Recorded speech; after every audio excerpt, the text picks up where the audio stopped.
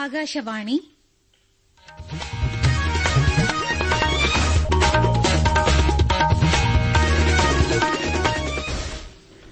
നമസ്കാരം. പ്രാദേശിക വാർത്തകൾ വായിക്കുന്നത് രജ്ന കെ ആസാദ്. പ്രധാന വാർത്തകൾ. ഭരണഘടനാ ശില്പി ഡോക്ടർ ബി.ആർ. അംബേദ്കറുടെ 135ാം ജന്മവാർഷിക ദിനത്തിൽ രാഷ്ട്രം അദ്ദേഹത്തിന് ശ്രദ്ധാഞ്ജലി അർപ്പിക്കുന്നു. പ്രധാനമന്ത്രി നരേന്ദ്രമോദി ഇന്ന് ഹരിയാനയിൽ വിവിധ വികസന പദ്ധതികൾക്ക് തുടക്കമിടും. കണ്ണിനും മനസ്സിനും പൊൻകണിയുമായി മലയാളികൾ ഇന്ന് വിഷു ആഘോഷിക്കുന്നു. ക്ഷേത്രങ്ങളിൽ വൻ ഭക്തജനത്തിരക്ക്. ഇന്ന് ദേശീയ അഗ്നിരക്ഷാ ദിനം. ഐപിഎൽ ക്രിക്കറ്റിൽ മുംബൈ ഇന്ത്യൻസിനും റോയൽ ചലഞ്ചേഴ്സ് ബംഗളൂരുവിനും ജയം. വാർത്തകൾ വിശദമായി.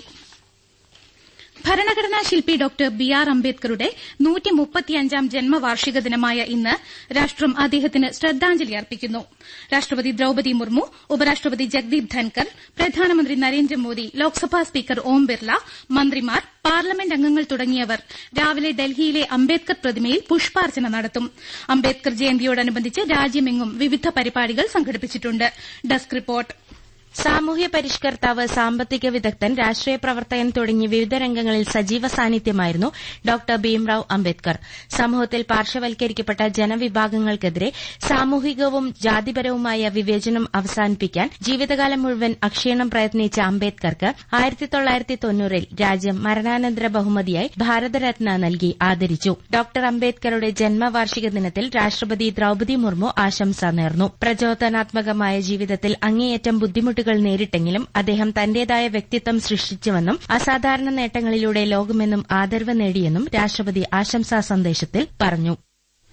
അംബേദ്കർ ജയന്തിയോടനുബന്ധിച്ച് നെഹ്റു യുവകേന്ദ്ര കോഴിക്കോടിന്റെ ആഭിമുഖ്യത്തിൽ ഇന്ന് ഇന്ത്യൻ ഭരണഘടന സാധ്യതകളും വെല്ലുവിളികളും എന്ന വിഷയത്തിൽ ക്ലാസ് സംഘടിപ്പിക്കും. വിദ്യാർത്ഥികൾക്ക് ക്വിസ് മത്സരവും ഭരണഘടനാ പ്രതിജ്ഞയും സ്വച്ഛതാ ശുചീകരണ പരിപാടികളും സംഘടിപ്പിക്കും. കോഴിക്കോട് ജില്ലാ കോൺഗ്രസ് കമ്മിറ്റിയുടെ നേതൃത്വത്തിൽ നാളെ ഡോക്ടർ ബി.ആർ. അംബേദ്കർ അനുസ്മരണവും ഭരണഘടനാ സംരക്ഷണ സദസ്സും സംഘടിപ്പിക്കും. ജയ് ബാപ്പു, ജയ് ഭീം, ജയ് സംവിധാൻ എന്ന പേരിൽ രാവിലെ 10-നാണ് പരിപാടി. പ്രതിപക്ഷ നേതാവ് വി.ഡി. സതീശൻ പങ്കെടുക്കും. ബുധനാഴ്ച വൈകിട്ട് 4-ന് ജനപ്രതിനിധി സഹകാരി സംഗമം കർണാടക റവന്യൂ മന്ത്രി കൃഷ്ണ ഭൈരഗൌഡ ഉദ്ഘാടനം ചെയ്യും. പ്രധാനമന്ത്രി നരേന്ദ്രമോദി ഇന്ന് ഹരിയാന സന്ദർശിക്കും. ഹിസാറിലും യമുനാനഗറിലും വിവിധ വികസന പദ്ധതികളുടെ ഉദ്ഘാടനവും ശിലാസ്ഥാപനവും പ്രധാനമന്ത്രി നിർവഹിക്കും. Desk report. രാവിലെ ഹിസാറിലെത്തുന്ന പ്രധാനമന്ത്രി അയോധ്യയിലേക്ക് വാണിജ്യ വിമാന സർവീസ് ഫ്ളാഗ് ഓഫ് ചെയ്യും. ഹിസാർ വിമാനത്താവളത്തിന്റെ പുതിയ ടെർമിനൽ കെട്ടിടത്തിന്റെ ശിലാസ്ഥാപനം നിർവഹിക്കുന്ന നരേന്ദ്രമോദി പൊതുയോഗത്തെയും അഭിസംബോധന ചെയ്യും. തുടർന്ന് യമുനാനഗറിൽ പൊതുസമ്മേളനത്തെ അഭിസംബോധന ചെയ്യുന്ന അദ്ദേഹം വിവിധ വികസന പദ്ധതികളുടെ ഉദ്ഘാടനവും ശിലാസ്ഥാപനവും നിർവഹിക്കും. യമുനാനഗറിലെ ദീൻബന്ധു ചോട്ടുറാം താപവൈദ്യുത നിലയത്തിലെ 800 മെഗാവാട്ട് ആധുനിക താപവൈദ്യുത യൂണിറ്റിന്റെ ശിലാസ്ഥാപനവും പ്രധാനമന്ത്രി നിർവഹിക്കും. ഗോബർധൻ പദ്ധതിയുടെ ഭാഗമായി മുഗരപ്പൂരിൽ കംപ്രസ്ഡ് ബയോഗ്യാസ് പ്ലാന്റിനും നരേന്ദ്രമോദി തറക്കല്ലിടും. ഭാരത്മാല പരിയോജനയ്ക്ക് കീഴിൽ 1070 കോടിയോളം രൂപ ചെലവിൽ നിർമ്മിക്കുന്ന 14.4 കിലോമീറ്റർ റവാരി ബൈപ്പാസ് പദ്ധതിയും പ്രധാനമന്ത്രി രാഷ്ട്രത്തിന് സമർപ്പിക്കും. കണ്ണിനും മനസ്സിനും പൊൻകണിയുമായി മലയാളികൾ ഇന്ന് വിഷു ആഘോഷിക്കുന്നു. കണിക്കൊന്നയും വെള്ളരിയും കൃഷ്ണവിഗ്രഹവുമായി വീടുകളിൽ ഇന്നലെ തന്നെ കണിയൊരുക്കിയിരുന്നു. ഐശ്വര്യത്തിന്റെയും സമൃദ്ധിയുടെയും പുതിയ കാലം പ്രതീക്ഷിക്കുന്ന ആഘോഷം കൂടിയാണ് വിഷു. ഒരു വാഗ്മയ ചിത്രം.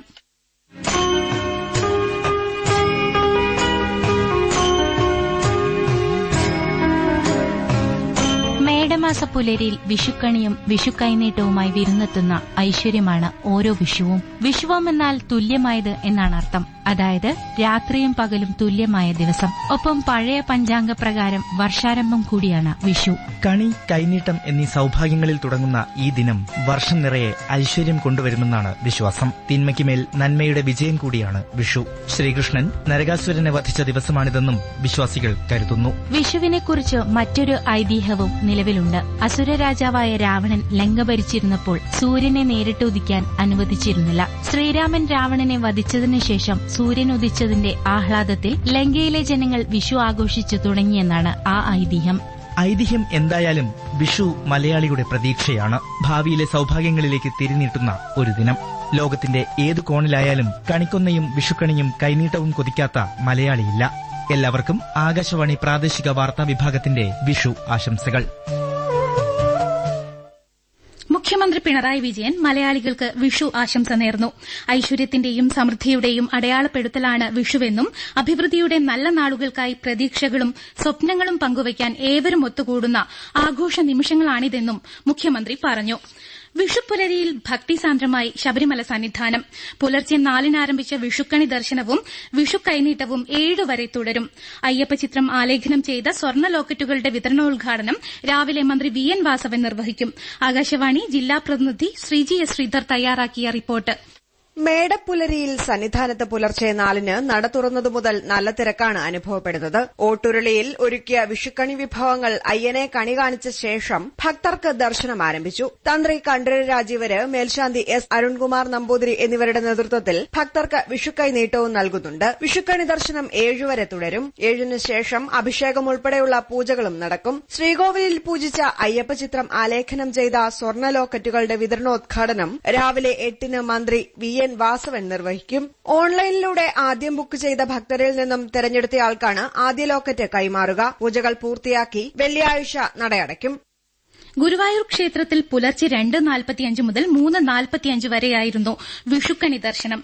തിരുവനന്തപുരം ശ്രീപത്മനാഭസ്വാമി ക്ഷേത്രത്തിൽ പുലർച്ചെ 3 മുതൽ 4:30 വരെ വിഷുക്കണി ദർശനം ഒരുക്കി.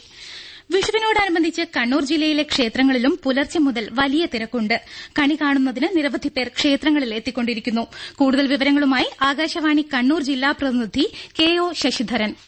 ജില്ലയിലെ പ്രധാന ക്ഷേത്രങ്ങളിലെല്ലാം അതിരാവിലെ മുതൽ തന്നെ ഭക്തരുടെ വലിയ തിരക്കാണ് അനുഭവപ്പെടുന്നത്. ഇന്നലെ വൈകുന്നേരം പൊട്ടിച്ചു തുടങ്ങിയ പടക്കങ്ങൾ രാത്രി വൈകുവോളം നീണ്ടു. രാവിലെ കണി കണ്ടതിന് ശേഷവും വീടുകളിൽ നിന്ന് പടക്കം പൊട്ടിക്കൽ തുടരുകയാണ്. വിഷുവിളക്കുത്സവം നടക്കുന്ന ചെറുകുന്ന് അന്നപൂർണേശ്വരി ക്ഷേത്രത്തിൽ പുലർച്ചെ 4 മണിയോടെ തന്നെ വിഷുക്കണി കാണാനായി ഭക്തരുടെ നീണ്ട നിര ദൃശ്യമായിരുന്നു. അടിയുത്സവം നടക്കുന്ന മാവിലാക്കാവ് ക്ഷേത്രത്തിലും വെടിവഴിപാടിന് പ്രാധാന്യമേറെയുള്ള കാപ്പാട്ടുകാവ് ക്ഷേത്രത്തിലും നിരവധി ആളുകളാണ് എത്തിക്കൊണ്ടിരിക്കുന്നത്. കാസർഗോഡ് ജില്ലയിലെ ക്ഷേത്രങ്ങളിലും പുലർച്ചെ തന്നെ വൻ ഭക്തജന തിരക്കാണ്. കാസർഗോഡ് മധൂർ സിദ്ധിവിനായക ക്ഷേത്രം, മല്ലികാർജ്ജുന ക്ഷേത്രം, കാഞ്ഞങ്ങാട് മടിയൻ ക്ഷേത്രപാലക ക്ഷേത്രം, നീലേശ്വരം തളിയിൽ നീലകണ്ഠേശ്വര ക്ഷേത്രം, മന്നപുരം കാവ് എന്നിവിടങ്ങളിൽ വൻ ഭക്തജന തിരക്കാണ് അനുഭവപ്പെടുന്നത്. തമിഴ്നാട്ടിലെ പുതുവർഷാഘോഷമായ തമിഴ് പുത്താണ്ട് ഇന്ന്. സൌര കലണ്ടറിനെ ആധാരമാക്കിയാണ് ചിത്തിരൈ മാസത്തിന്റെ പിറവി കണക്കാക്കുന്നത്. പുത്താണ്ട് ആഘോഷത്തിന്റെ ഭാഗമായി ക്ഷേത്രങ്ങൾ സന്ദർശിക്കുകയും വീട്ടിൽ 6 രുചികളിൽ ഭക്ഷണം തയ്യാറാക്കി വാഴയിലയിൽ വിളമ്പുകയും ചെയ്യും. പ്രാദേശിക വാർത്തകളാണ് കേൾക്കുന്നത്. അപൂർവ രോഗബാധിതരായ കുഞ്ഞുങ്ങളുടെ സമഗ്ര ആരോഗ്യ പരിപാലനത്തിന് ആവിഷ്കരിച്ച കെയർ ചികിത്സാ പദ്ധതിയിലേക്ക് ഇന്നു മുതൽ വിഷു കൈനീട്ടം സ്വീകരിച്ചു തുടങ്ങുമെന്ന് മന്ത്രി വീണ ജോർജ് അറിയിച്ചു. 12 വയസ്സുവരെ പ്രായക്കാരായ കുട്ടികൾക്ക് പദ്ധതിയിൽ സൌജന്യ ചികിത്സ നൽകി വരുന്നുണ്ട്. ഇന്ന് ദേശീയ അഗ്നിരക്ഷാ ദിനം. 1944 ഏപ്രിൽ 14-ന് മുംബൈ തുറമുഖത്തെ വിക്ടോറിയ ഡോക്കിൽ നങ്കൂരമിട്ട ബ്രിട്ടീഷ് കപ്പലിലുണ്ടായ തീപിടുത്തത്തിൽ ജീവത്യാഗം ചെയ്ത അഗ്നിരക്ഷാ സൈനികരുടെ ഓർമ്മ ദിനമാണ് ദേശീയ അഗ്നിരക്ഷാ ദിനമായി ആചരിക്കുന്നത്. ആന്ധ്രാപ്രദേശിൽ അനകപ്പള്ളി ജില്ലയിലെ ഫാക്ടറി തീപിടുത്തത്തിൽ മരിച്ചവരുടെ കുടുംബത്തിന് പ്രധാനമന്ത്രി ദുരിതാശ്വാസ നിധിയിൽ നിന്ന് 2 ലക്ഷം രൂപയും പരിക്കേറ്റവർക്ക് 50,000 രൂപയും പ്രഖ്യാപിച്ചു. ദുരന്തത്തിൽ പ്രധാനമന്ത്രി നരേന്ദ്രമോദി അനുശോചിച്ചു. അതിരൂപതയായി ഉയർത്തപ്പെട്ട കോഴിക്കോട്ടെ പ്രഥമ ആർച്ച് ബിഷപ്പ് ഡോക്ടർ വർഗീസ് ചെക്കാലക്കലിന് മുതിർന്ന കോൺഗ്രസ് നേതാവ് പ്രിയങ്ക ഗാന്ധി എംപി ആശംസ നേർന്നു.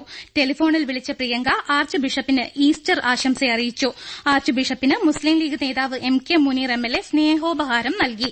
ബിജെപി സംസ്ഥാന ജനറൽ സെക്രട്ടറി എം.ടി. രമേശും ആർച്ച് ബിഷപ്പിനെ സന്ദർശിച്ച് ആശംസ നേർന്നു. ഐപിഎൽ ക്രിക്കറ്റിൽ മുംബൈ ഇന്ത്യൻസിനും റോയൽ ചലഞ്ചേഴ്സ് ബംഗളൂരുവിനും ജയം. ജയ്പൂരിൽ ആദ്യ മത്സരത്തിൽ രാജസ്ഥാൻ റോയൽസിനെ 9 വിക്കറ്റിനാണ് ബംഗളൂരു പരാജയപ്പെടുത്തിയത്. രണ്ടാം മത്സരത്തിൽ ഡൽഹിയിൽ മുംബൈ ഇന്ത്യൻസ് 12 റൺസിന് ഡൽഹി ക്യാപിറ്റൽസിനെ പരാജയപ്പെടുത്തി. ഇന്ന് Chennai Super Kings Lucknow Super ജയൻസിനെ നേരിടും. വൈകിട്ട് 7:30 ലക്നൌവിലാണ് മത്സരം. മുൻ ഇന്ത്യൻ ക്യാപ്റ്റൻ സൌരവ് ഗാംഗുലിയെ ഐസിസി പുരുഷ ക്രിക്കറ്റ് കമ്മിറ്റിയുടെ ചെയർമാനായി വീണ്ടും നിയമിച്ചു. പാനൽ അംഗമായി മുൻ താരം VVS ലക്ഷ്മണും തെരഞ്ഞെടുക്കപ്പെട്ടു. കോഴിക്കോട് കോർപ്പറേഷൻ സ്റ്റേഡിയത്തിൽ നടന്ന ഇന്ത്യൻ വനിതാ ഫുട്ബോൾ അവസാന ഹോം മത്സരത്തിൽ ഗോകുലം കേരള FC നിത FCയെ 1-4 ഗോളുകൾക്ക് പരാജയപ്പെടുത്തി. ലീഗിൽ ശേഷിക്കുന്ന മത്സരത്തിൽ ഗോകുലം കേരള ഈസ്റ്റ് ബംഗാൾ FCയെ നേരിടും. വെള്ളിയാഴ്ച ഈസ്റ്റ് ബംഗാൾ ഗ്രൌണ്ടിലാണ് മത്സരം. പ്രധാന വാർത്തകൾ വീണ്ടും. ഭരണഘടനാ ശില്പി ഡോക്ടർ ബി.ആർ. അംബേദ്കറുടെ 135ാം ജന്മവാർഷിക ദിനത്തിൽ രാഷ്ട്രം അദ്ദേഹത്തിന് ശ്രദ്ധാഞ്ജലി അർപ്പിക്കുന്നു. പ്രധാനമന്ത്രി നരേന്ദ്രമോദി ഇന്ന് ഹരിയാനയിൽ വിവിധ വികസന പദ്ധതികൾക്ക് തുടക്കമിടും. കണ്ണിനും മനസ്സിനും പൊൻകണിയുമായി മലയാളികൾ ഇന്ന് വിഷു ആഘോഷിക്കുന്നു. ക്ഷേത്രങ്ങളിൽ വൻ ഭക്തജനത്തിരക്ക്. ഇന്ന് ദേശീയ അഗ്നിരക്ഷാദിനം. IPL ക്രിക്കറ്റിൽ മുംബൈ ഇന്ത്യൻസിനും റോയൽ ചലഞ്ചേഴ്സ് ബാംഗ്ലൂരിനും ജയം.